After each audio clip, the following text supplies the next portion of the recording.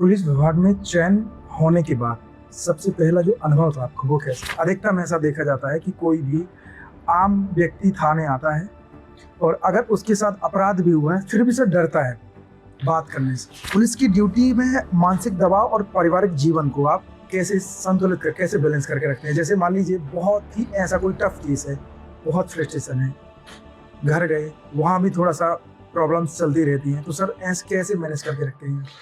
क्या चोर ज़्यादा सोचते हैं क्या सर पुलिस वालों से भी ज़्यादा? ऐसा मतलब हम पकड़ते हैं वो हमें, आपने अदृश्य की बात कही, वो हिडन टाइप के रहते हैं। क्या चैलेंजेस आते होंगे सर आपको कि किसी के साथ अपराध होता है और वो है आम नागरिक, सर जिसके साथ अपराध हुआ है वो खुद डरता है थाने आने से? देखो, संघर्ष तो व्यक्ति के जीवन में हर पल रहता ही है, चाहे स्टूडेंट लाइफ हो, चाहे नौकरी हो, नौकरी के बाद हो, संघर्ष तो हर जगह करना ही पड़ता है। नमस्कार दोस्तों, स्वागत है आपका हमारे पॉडकास्ट चैनल में। आज हमारे साथ एक ऐसे पुलिस अधिकारी साथ हैं जो हमारे मेहमान हैं। उन्होंने अपनी कार्यशैली और कर्तव्य निष्ठा से जो समाज में एक अलग पहचान बनाई है और हाल ही में उन्हें रुस्तम जी पुरस्कार से सम्मानित किया गया है। तो आज हम हमारे इस चैनल में सारी जर्नी जानेंगे और इस जानेंगे कि कैसे इस पद में रह करके इतना ज़्यादा समाज के हित में काम किया जाता है और कैसे इनकी कार्यशैली होती है। नमस्कार सर। नमस्कार।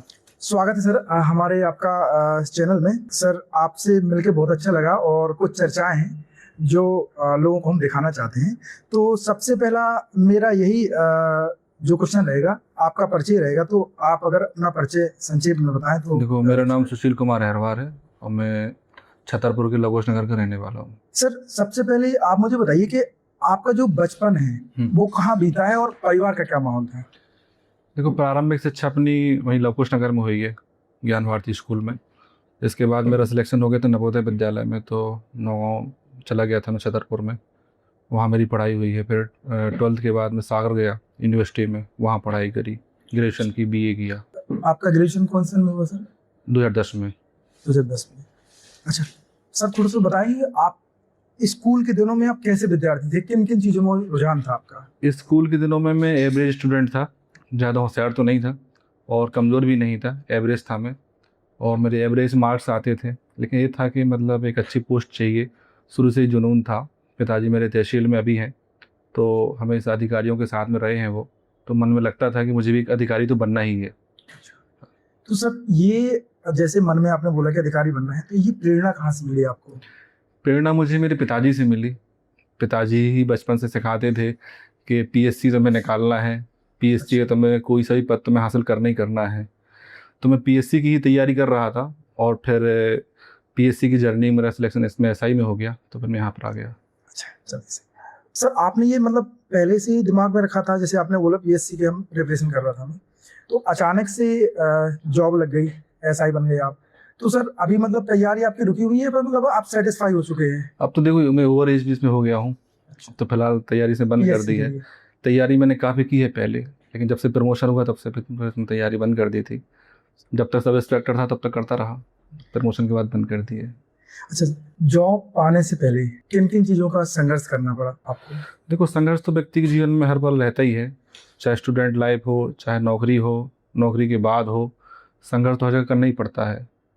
तो स्टूडेंट लाइफ में भी संघर्ष मिले और अभी भी संघर्ष मिल ही रहे हैं लगातार। इसमें सर परिवार का क्या सपोर्ट था मतलब? परिवार का सपोर्ट मुझे अच्छा रहा, बचपन से ही अच्छा सपोर्ट मिला। पिताजी शासकीय की नौकरी में थे, मम्मी गृहिणी हैं और जो पढ़ाई के प्रति बहुत ही मोटिवेटिव रहे शुरू से ही। एक अच्छी स्कूल में उन्होंने दाखिला करवाया और फिर नवोदय विद्यालय में पढ़ा मैं, तो वहाँ अच्छे टीचर मिले मुझे। पूरे देश भर के वहाँ पर शिक्षक रहते हैं, साउथ इंडिया के, कहीं नॉर्थ ईस्ट के शिक्षक थे वहाँ पर, अच्छे पढ़ाने वाले थे। तो अच्छा मतलब शिक्षा मतलब मिली है मुझे। सागर में भी, सागर यूनिवर्सिटी अपने बुंदेलखंड की टॉप यूनिवर्सिटी है, सबसे पुरानी यूनिवर्सिटी है, तो वहाँ भी अच्छे मुझे शिक्षक मिले। हाँ, तो अच्छी एजुकेशन मिली मुझे। स्पेशली सीनियर रहते हैं, जो स्कूल के सीनियर रहते हैं, आपसे 7-8 साल जो सीनियर रहते हैं, वे आपको अच्छा गाइडेंस करते हैं। हमेशा उनके संपर्क में रहा मैं कि भाई सब क्या करना चाहिए, क्या नहीं करना चाहिए। उन्होंने हमेशा मुझे अच्छा मार्गदर्शन किया। अच्छा सर, पुलिस विभाग में चयन होने के बाद सबसे पहला जो अनुभव था आपको वो कैसे? पहली पोस्टिंग मेरी इंदौर हुई थी, तो इंदौर बहुत ही मतलब पॉपुलेशन डेंसिटी बहुत है वहाँ पर और अपराध वहाँ बहुत होता है, वैरायटी ऑफ क्राइम वहाँ बहुत है, तो वहाँ बहुत टफ काम था। और इंदौर में काम करने में बहुत मज़ा आया मुझे। जो सीखा मैंने इंदौर में ही सीखा है। फिर इंदौर से काम करने के बाद मेरी पोस्टिंग यहाँ पन्ना हुई थी, तो दोनों जगह मैंने अच्छे से काम करने का प्रयास किया है। और इंदौर में मैंने काम सीखा है, काम कैसे करना चाहिए। इंदौर के बाद डायरेक्ट आप हाँ। पन्ना आए। सर कोई पुलिस ट्रेनिंग के दौरान कोई महत्वपूर्ण जो चीज़ आपने सीखी हुई? देखो, ट्रेनिंग तो ट्रेनिंग ही होती है, सारे काम सिखाते हैं उस पर, जी है ना। तो कोई ऐसा विशेष नहीं है, बाकी सारे काम वहाँ पर इम्पोर्टेंट है। सारे काम सीखे, वेपन हैंडलिंग है ना, और बलवा कंट्रोल है, अपराध विवेचना करना है, ड्रिल है, अनुशासन में रहना और अपने थाना स्टाफ को अनुशासन में रखना, क्राइम कंट्रोल है, क्राइम होने के बाद में कैसे इन्वेस्टिगेशन करना चाहिए, आरोपी को सज़ा मिले ऐसी विवेचना करना चाहिए, और फरियादी के हित में काम हो, ये सारी चीज़ ट्रेनिंग में सिखाते हैं। तो कोई ऐसे व्यक्ति, कोई मतलब ऐसी घटना विशेष नहीं है, बाकी सारी चीज़ें विशेष है वहाँ पर। तो सर जैसे ट्रेनिंग होती है, ट्रेनिंग के हाँ। बाद हम किसी पद में पदस्थ होते हैं, तो पहली बार जब हम पदस्थ होते हैं तो किन किन चुनौतियों का सामना करना पड़ता है? जो कोई से विभाग हो, आप वहाँ नया जाएंगे तो आपको नया माहौल मिलेगा, नया परिवेश मिलेगा, तो हर चीज़ में नई रहती है। नौकरी के शुरुआती दिनों में किन किन चुनौतियों का आपको सामना करना पड़ा? नौकरी की शुरुआती दिनों में बहुत सारी चुनौतियाँ मिलती हैं, हर व्यक्ति को मिलती हैं, कोई भी कर्मचारी हो। और पुलिस विभाग एक ऐसा विभाग है जो कि 24 घंटे व्यक्ति को तत्पर रहना पड़ता है, रात दिन सुबह शाम सब एक जैसा रहता है। अपराध किसी भी समय हो सकता है, आप किसी भी समय आपको एक्टिव पढ़ना पड़ सकता है। रात को 2 बजे 3 बजे जब सामान्य व्यक्ति सोता है, आराम करता है, तब पुलिस एक्टिव रहती है। जो अ, अन्य नौकरियां हैं उनमें शिफ्ट चलता है 8 घंटे 12 घंटे, सर पुलिस विभाग का क्या है? देखो, शिफ्ट अपनी जगह है और जिम्मेदारी अपनी जगह है। अगर आपके पास कोई जिम्मेदारी है, आपके पास यदि माना कि 10 से 15 अपराध डायरियाँ हैं, आपको उसका इन्वेस्टिगेशन करना है, तो आप शिफ्ट नहीं देखेंगे कि मेरा टाइम खत्म होगा, आपको लगेगा कि इसमें काम पूरा करना है अपन को। तो व्यक्ति को जिम्मेदारी मिलती है ना, तो जिम्मेदारी महत्वपूर्ण हो जाती है। शिफ्ट उसमें मायने नहीं रखती, चाहे भले ही उसमें रात में चाहे 2 बज जाए, चाहे 3 बज जाए, कंटिन्यू सफ़र करना है, किसी की तलाश करना है, किसी को पकड़ना है, तो आप लगे हैं काम में, तो लगे ही हैं ना। तो आप कोई टाइम हाँ, ना आपको ऐसे भूख लगेगी, ना आपको टाइम दिखेगा, आपको सिर्फ अपना काम दिखेगा। सर ज्यादातर मैंने देखा है लोगों का सवाल होता है कि पुलिस और जनता के जो बीच का विश्वास है उसको कैसे देखते हैं? अधिकतम ऐसा देखा जाता है कि कोई भी आम व्यक्ति थाने आता है और अगर उसके साथ अपराध भी हुआ है फिर भी सर डरता है बात करने से। देखो, जो पुलिस है, पुलिस एक ऐसी इकाई जो व्यक्ति को रोकती है, टोकती है, आप ऐसा मत करो। जी। तो रोकने टोकने वाला हमेशा अक्सर देखा गया है कि वो व्यक्ति बुरा ही बन जाता है। चाहे घर में माँ बाप हो, घर में दादा दादी हो, चाहे स्कूल के शिक्षक हो, चाहे जनता के बीच पुलिस हो। जो रोकता है कि भाई ऐसा मत करो, गलत है, तो लोग उसको गलत समझने लगते हैं, बाकी वो उसके भले के लिए होता है। तो पुलिस भी एक प्रकार गार्जियन की तरह है जनता के लिए कि भाई गलत काम छोड़िए। अब ऐसी यहाँ की दिनचर्या है, लोगों की जीवन शैली है, मतलब हेलमेट लगाना लोग लगता है कि ये फालतू काम है। बिल्कुल।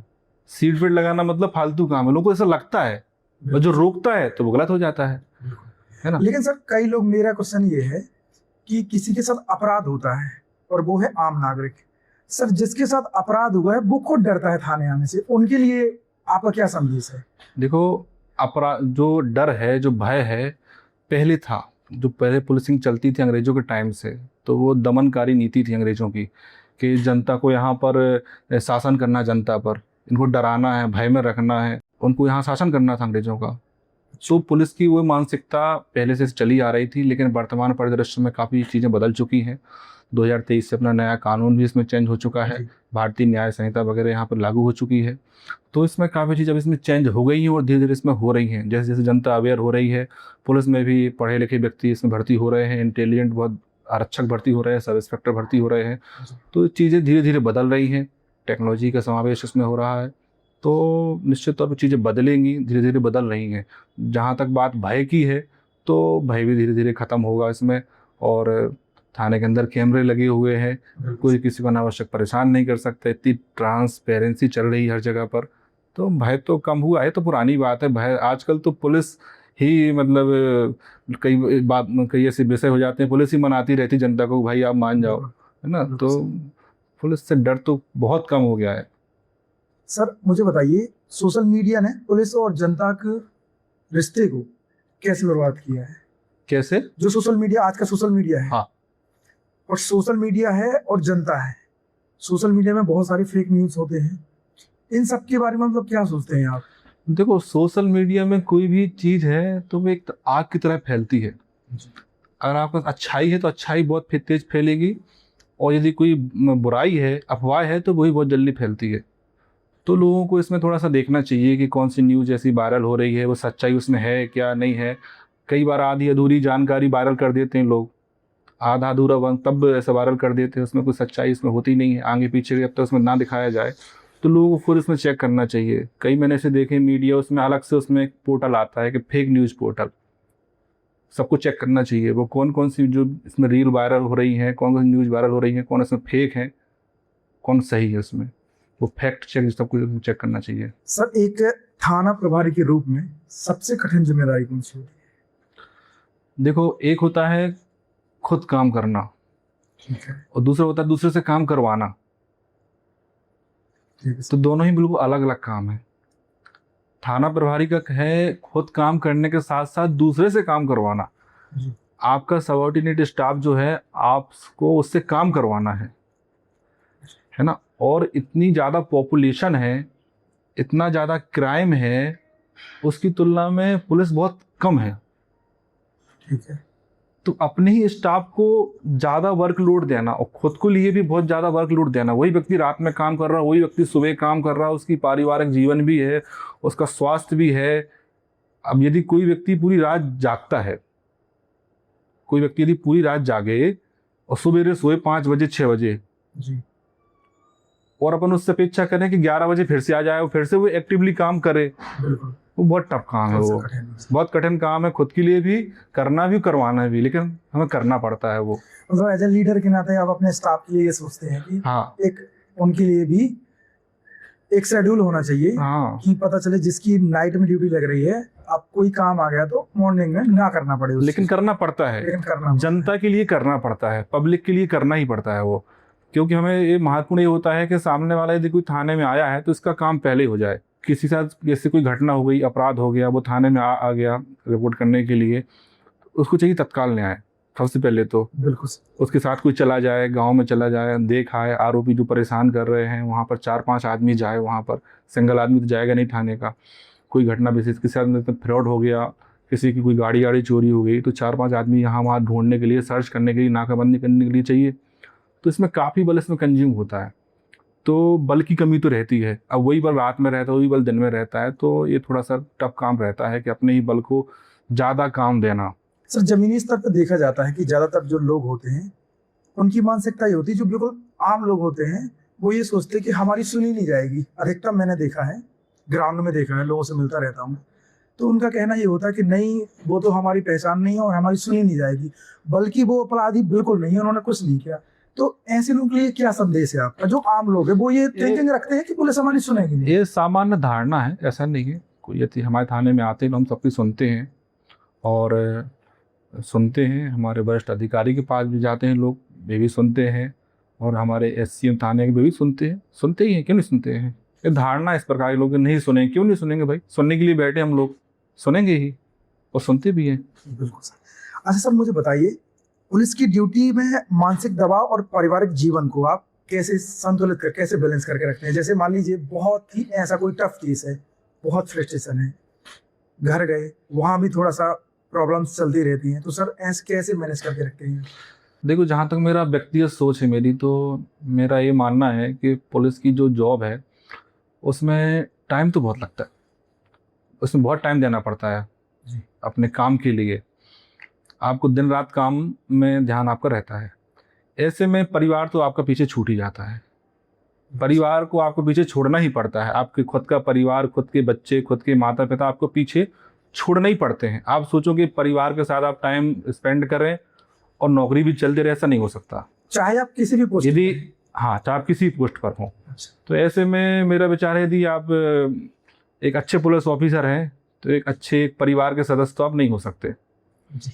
अच्छा, ऐसा मेरा मानना है कि आप अपने बच्चों के साथ तो न्याय नहीं कर पाओगे, अच्छा, आप बच्चों को टाइम तो नहीं दे पाओगे, अपने माँ बाप की सेवा तो नहीं कर पाओगे। अच्छा, इतना तो ऐसा है अगर आप अच्छे पुलिस ऑफिसर हैं। सर जैसे मान लीजिए देखा जाता है, हमेशा कहते हैं लोग जो हमेशा पुलिस में होते हैं वो अपने बच्चों को उस विभाग में नहीं कराना चाहते, मानसिकता होती है लोगों की। तो इस चीज को अधिकतम ये गलतफहमी बनी रहती है कि ये पुलिस वाले के बच्चे हैं, और नरेटिव लोग फैलाते हैं कि पुलिस वाले के बच्चे ऐसे होते हैं और उस विभाग में जाकर के उनकी कनेक्टिविटी होती है। तो इस चीज को कैसे देखते हैं आप? देखो, ना सिर्फ पुलिस विभाग बल्कि कोई भी विभाग जहाँ व्यक्ति ज़्यादा व्यस्त रहे, बच्चों को समय जो नहीं दे पाएगा, तो बच्चे क्या कर रहे हैं क्या नहीं कर रहे हैं अच्छे से ऑब्जर्वेशन नहीं कर पाएंगे, है ना। तो बच्चे किस फील्ड में, क्या उनको कॉन्सेप्ट आ रहा है कि नहीं आ रहा है पढ़ाई के, क्या समझ में आ रहा है क्या नहीं आ रहा, क्या कर रहे हैं, तो बच्चों की देखभाल अच्छे से नहीं कर पाते हैं, तो बच्चों से लिंक टूट जाती है। तो ना सिर्फ पुलिस विभाग, कोई से भी विभाग हो, आप फैमिली को टाइम नहीं देंगे तो आपका परिवार छूट ही जाएगा। बिल्कुल सर। पुलिस सेवा में ऐसी कौन सी बात है जो आपको अपने कर्तव्य के लिए हर दिन प्रेरित करते रहती है? मैंने देखा है सर, हमेशा आप सोशल वर्क में भी काफ़ी एक्टिव रहते हैं, तो ये चीज़ कहाँ से चीज़ें सीखते रहते हैं, प्रेरणा कहाँ से मिलती रहती है सर? ये तो देखो, अंदर से आग खुद ही जलती है जी। अंदर से आग खुद जलनी पड़ती है इसमें, कि इसमें हमें कुछ करना है, नया करना है, पुलिस में नवाचार लाना है और सामने वाले के साथ न्याय करना है। तो बस अपन साथ जो जैसे परिस्थितियाँ आती हैं उन्हीं परिस्थितियों पर अपन अच्छे से काम करते रहते हैं। स्टार्टिंग में मैंने पॉइंट एक रखा था, रुस्तम जी पुरस्कार। सर ये पॉइंट भी मेरा ये रहेगा कि रुस्तम जी पुरस्कार जो अवार्ड होता है पुलिस विभाग में जो दिया जाता है, उनका कुछ क्राइटेरिया होता है या फिर विभाग क्या देखता है, किन किन चीज़ों में आगे आने के हमने काम किया है ताकि हमें वो चीज़ हासिल हो सके? क्योंकि हर एक पुलिस अधिकारी चाहता है कि हम फ्रंट लाइन में आए। हाँ। और हमें एक जो जिस कर्तव्य से हम अपना सेवा कर रहे हैं उसके लिए हमें वो प्रोत्साहन दिया जाए। तो सर कैसे आपने इतना बड़ा अचीवमेंट जो आपको मिला है, ये बहुत गर्व की बात है। तो सर कैसा सफ़र था आपका यहाँ तक पहुँचने का? देखो, मेरा कोई भी काम अवार्ड प्राप्त करने के लिए बिल्कुल नहीं था जी सर। मैं तो सिर्फ अपना एक काम कर रहा था। जो रुस्तम जी अवार्ड होता है वो मध्य प्रदेश पुलिस का सर्वोच्च अवार्ड है, सर्वोच्च पुरस्कार है मध्य प्रदेश पुलिस का। तो यह 3 श्रेणियों में मिलता है, परम विशिष्ट, अति विशिष्ट और विशिष्ट। अच्छा। इसमें जो मुख्य तौर पर रहते हैं वो दस्यु उन्मूलन, नक्सली उन्मूलन और अपने जो आपका कार्य है उसमें उच्च दक्षता, आपका जो भी काम है, मानव सेवा, और इन सारी फील्ड में इसको मिलता है। तो मैं बालाघाट में भी रहा हूँ, वहाँ मेरा अच्छा अनुभव रहा है। बालाघाट में 2 साल रहा हूँ मैं बालाघाट में, तो वहाँ एकदम कोर जो नक्सली एरिया था वहाँ रहा हूँ। जो थाना मलाजखंड है उसकी चौकी है पाथरी, वहाँ रहा हूँ मैं। तो काफ़ी मैंने अंदर से देखा है कैसा जीवन होता है वहाँ के जंगलों का, वहाँ के रहने वाले लोगों का, कैसे वे नक्सलाइट बनते हैं, कैसे नक्सलाइट पुलिस पकड़ती है और क्या वहाँ काम होने चाहिए। तो वो जीवन भी हम लोग जीकर आए हैं वहाँ पर। तो वहाँ से आने के बाद पहले मेरी पोस्टिंग यहाँ सिमरिया में हुई थी। तो सिमरिया में वर्ष 2020-21 के लिए मुझे पुरस्कार मिला है वो। तो वहाँ मैंने यही बहुत सारे काम किए, एक्सीडेंट को रोकने के लिए काम किए। एक्सीडेंट वहाँ बहुत होते थे, तो कुछ ऐसे मैंने काम किए हैं वहाँ पर कि वहाँ एक्सीडेंट के अपराधों में गिरावट हुई है। संपत्ति संबंधी अपराध, जो घर में ताला तोड़ कर चोरी करते हैं, तो उसमें हमने काफ़ी हद तक काम किया। काफ़ी हमने चोर पकड़े, काफ़ी हमने माल मस्सों का बरामद किया। और पुलिसिंग की दृष्टि से जो मेरा फेवरेट सब्जेक्ट है, मुझे क्या अच्छा लगता है, मुझे चोर पकड़ना बहुत अच्छा लगता है। अच्छा। हाँ, क्योंकि जो चोर होता है वो अदृश्य होता है, किसी को दिखता नहीं है। उसको ढूंढने में बहुत मज़ा आता है, जब मिल जाता है तो उसमें बहुत खुशी होती है। सामने वाले को जब अपन न्याय कर देते हैं कि भाई ये चोर था, इसने चोरी आपकी की थी, तो अंदर से भी खुशी होती है और जनता भी उसको अप्रिसिएट करती है। एज पुलिस के नाते सर एक छोटा सा क्वेश्चन है, क्या चोर ज्यादा सोचते हैं क्या सर पुलिस वालों से भी ज्यादा? ऐसा मतलब हम पकड़ते हैं वो हमें, आपने अदृश्य की बात कही, वो हिडन टाइप के रहते हैं, क्या चैलेंजेस आते होंगे सर आपको जिनके बारे में पता ही नहीं है आपको कहाँ होगा, कैसे देखो, होगा? जो अपराधी होते हैं वो पुलिस को देखकर सीखते हैं कि पुलिस क्या करती है, और पुलिस जो होते हैं वो अपराधियों को देखकर सीखते हैं। दोनों एक दूसरे के लिए हैं, क्योंकि चोरों को बचना रहता है पुलिस से और पुलिस को पकड़ना रहता है। तो निश्चित तौर पर कई चुनौतियां रहती हैं पुलिस को, मतलब हर घटना अलग होती है, कोई एक घटना एक जैसी नहीं इसमें रिपीट होती। तो जो चोर होते हैं, कहीं इसमें एक सामान्य सा नियम भी है, चोर कितना ही होशियार क्यों ना हो, लेकिन कोई ना कोई वहाँ तो साक्ष्य वहाँ छोड़ के जाएगा। कुछ ना कुछ ऐसी बात होगी, वो छोड़ के वहाँ जाएगा ही। बस हमको वही उसमें ढूंढना रहता है कि वो छोड़कर क्या गया है। वही पॉइंट है हाँ। जो आपको वहां तक लेके जाता है। सर, जैसे आम लोगों में ऑनलाइन फ्रॉड और डिजिटल अपराधों से बचने के लिए क्या सावधानी रखनी चाहिए आम लोगों को? देखिए, वर्तमान परिदृश्य में जो ये साइबर फ्रॉड है, ऑनलाइन फ्रॉड है, बहुत तेज़ गति से चल रहा है। जैसे तैसे जैसे लोग डिजिटल अपने पैर कदम रख रहे हैं, तो इस प्रकार के इसमें फ्रॉड भी इसमें बढ़ रहे हैं। लोगों को इसमें विशेष सावधानियां बरतनी चाहिए। कई बार हम लोग इसका प्रचार प्रसार भी करते हैं स्कूल कॉलेजों में जा कर के, कि अब किस प्रकार से अपने मोबाइल को सेव करें, पासवर्ड लगाएं, लॉक लगाएं, अनजान कॉल ना उठाएं, अपनी गोपनीय जानकारी शेयर ना करें। जो अपन जानकारी शेयर करते हैं उसी आधार पर फ्रॉड अपने साथ होते हैं। बिल्कुल सर। उनको पहले से अपनी जानकारी सारी नहीं होती बिल्कुल। कि इसका क्या पासवर्ड है, क्या इस पर ये जो एपी की जो एक फाइल रहती है, अक्सर इसके माध्यम से इसमें फ्रॉड बहुत हो रहा है। लिंक आएगी, उसमें लिखा रहता है एपी की डॉट फला फला फला करके, उसमें क्लिक करना ही नहीं है अपन को। करते अपन क्लिक, सामने वाले के पास अपना पूरा मिल जाता है मोबाइल चलाने का, तो वो चलाने लगता है अपना मोबाइल, अपने को देखने के लिए बस रहता है। चलाने वाला व्यक्ति बाहर का होता है। अपने सारे पासवर्ड उनके पास पहुंच जाते हैं, अपने पास एप्लीकेशन जो भी हैं सब वो ऑपरेट कर सकते हैं दूर से ही। तो मैं इसमें अपना कर्तव्य है सभी व्यक्ति का कि भाई खुद की सावधानी बरतें, दूसरों को भी समझाएं।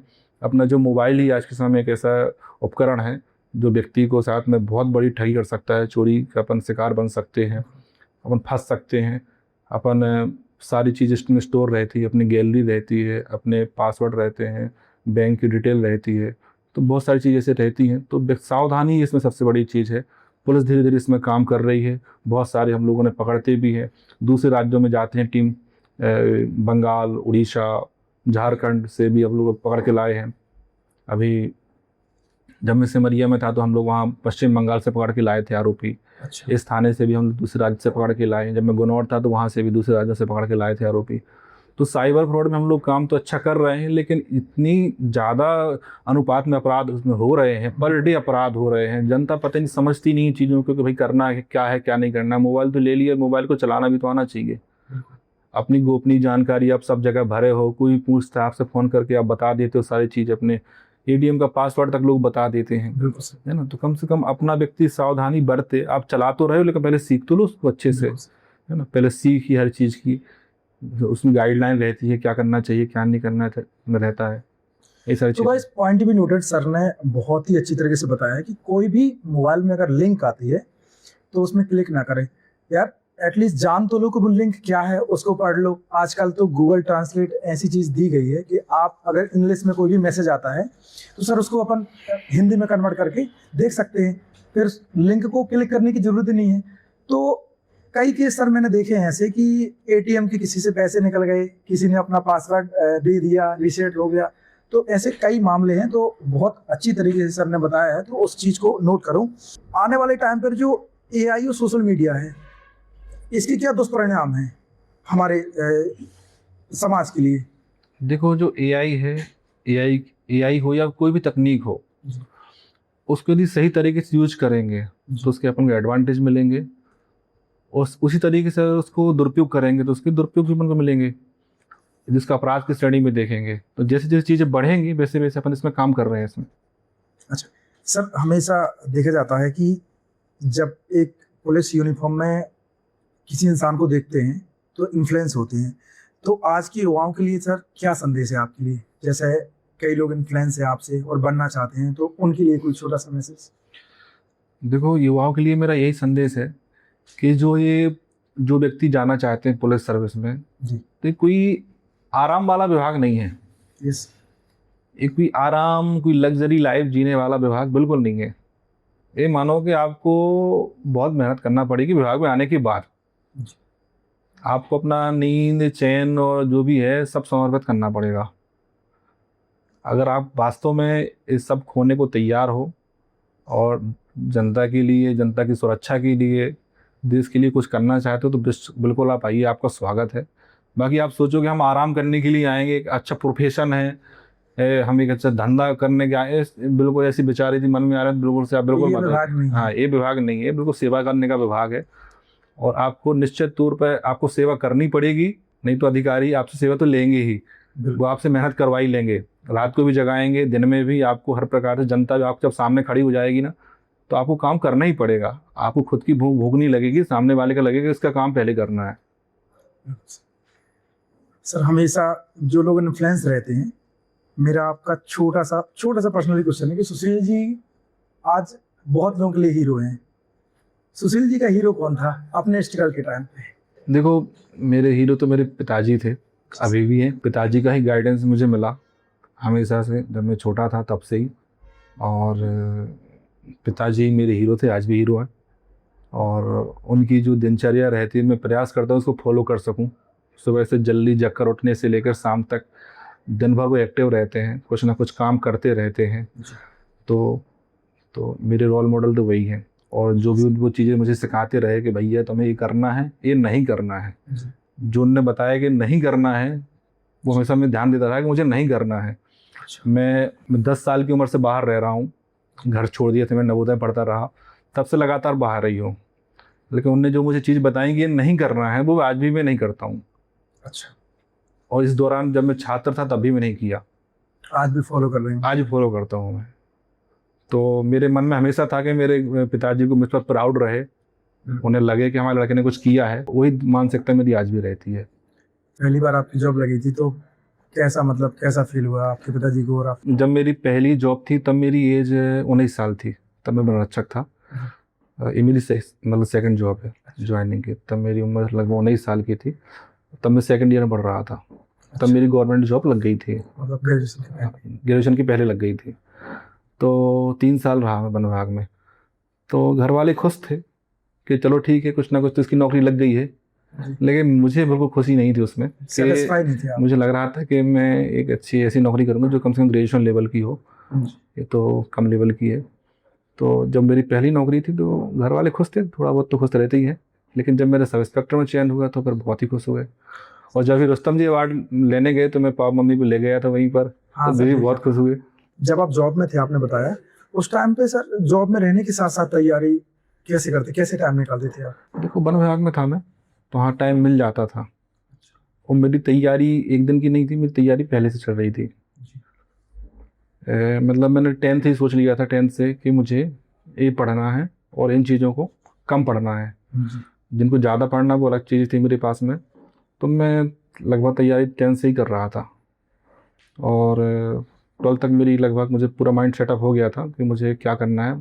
मुझे लग रहा था कि सबसे पहले मुझे गवर्नमेंट जॉब चाहिए, कोई सी मिले, पहले अपना मेरा कैरियर सेफ हो, कैरियर से पहले हो, कोई ना कोई जॉब चाहिए ताकि घर पर मेरा जो बोझ है वो कम हो जाए, कुछ ना कुछ आमदनी होती रहे। उसके बाद फिर अपन तैयारी करते रहो पीएससी की और फर्दर एग्जाम जो भी रहते हैं। बिल्कुल। अंत में सर मेरा क्वेश्चन है, आप अपने क्षेत्र की जनता और देशवासियों और युवाओं के लिए आपका छोटा सा संदेश। जो ये क्षेत्रवासी हैं, युवा हैं, और सबको मेरा यही संदेश है, भाई अपना जागरूक बनो, शिक्षित बनो, और जो काम सकारात्मक हैं वो काम करें, समाज के हित में काम करें, अफवाहें ना फैलाएं। आप जागरूक बनेंगे तो बहुत सी चीज़ों से आप फ्रॉड होने से बच जाएंगे, बहुत अपराध मतलब आप अपराधी में लिप्त होने से ही बच जाएंगे। तो बस जागरूकता ही सबसे बड़ा एक माध्यम है कि आप अपने आप को स्टेबल रख सकते हैं। और अज्ञानी ना बने बिल्कुल भी, कोई आपको भड़काए, छोटी छोटी बातों को आप इशू ना बनाएं। छोटी छोटी बातों में घर में झगड़ा हो जाते हैं, ये नहीं मिला वो नहीं मिला, इस बात पर से लड़ जाते हैं, एक दूसरे के हाथ पैर तोड़ देते हैं। तो ऐसा ना करें, थोड़ा संयम बरतें। बहुत सी चीज़ ऐसी है कि यदि वो समय गुजर जाता है, गुस्सा वाला समय आप छोड़ देते हैं, तो आप भविष्य में अच्छा काम कर पाते हैं। नहीं तो आप उसी में उलझ गए, उसी में थाने में रिपोर्ट हो गई, कोर्ट में जाएंगे, आपका 2-3 साल फालतू में समय खराब हो जाता है सिर्फ छोटे समय के लिए। अगर उस समय आप संयम कर लिए तो आप निश्चित तौर पर बहुत बड़ी समस्या से बच सकते हैं। तो थोड़ा मैसेज यही जनता के लिए। बहुत बहुत धन्यवाद। आज हम हैं पवई क्षेत्र में, पवई थाना प्रभारी जी श्री सुशील कुमार अग्रवाल जी, जो मैंने पहले ही बता चुका हूँ आपको कि रुस्तम जी पुरस्कार से सम्मानित हैं। और बहुत ही अच्छा लगा हमें बात करके, और जो भी हमारे क्वेश्चन से डाउट से हमने क्लियर किए। आम जनता के लिए सर का कहना है कि अगर आप सही हैं, बिल्कुल हैं, न्यूट्रल हैं, तो आप आइए, आप बेझिझक होकर के बात करिए। अच्छे लोगों के लिए हमेशा दरवाजे खुले हैं। चाहे आपको डायरेक्ट बात करनी है, कुछ भी करना है तो आप डायरेक्ट कर सकते हैं। ऐसा डरने की कोई ज़रूरत नहीं है। और आपको ये वीडियो कैसा लगा कमेंट करके हमें ज़रूर बताएं। नमस्कार, जय हिंद, जय भारत। नमस्कार।